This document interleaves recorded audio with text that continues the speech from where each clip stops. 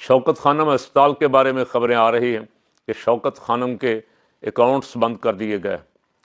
اگر ایسا ہے تو یہ انتہائی افسوسناک اور انتہائی گھٹیا پن ہے. میں نے 2-4 دن پہلے کہا تھا کہ عمران خان کے خلاف القادر کا کیس بھی بنایا، عمران خان کے خلاف توشہ خانہ بھی بنایا، عمران خان پاکستان میں 190 ملین پاؤنڈ کیوں لایا اس کا کیس بھی بنایا.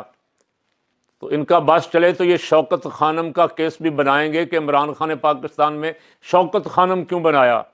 تو میرا خیال ہے اس بات اس طرف ٹل پڑی ہے.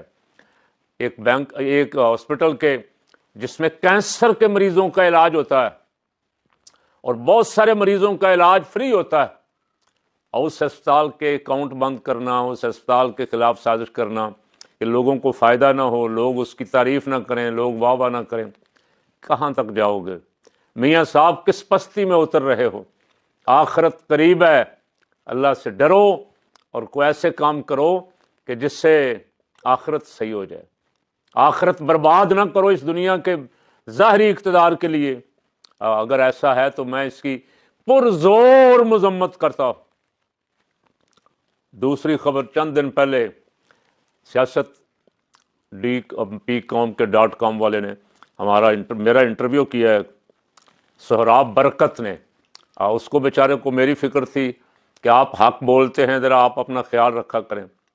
تو میں نے عرض کیا تھا کہ ہم حق بولتے ہیں، اس لیے آپ بولتے ہی اس لیے ہیں کہ آخرت اچھی ہو جائے.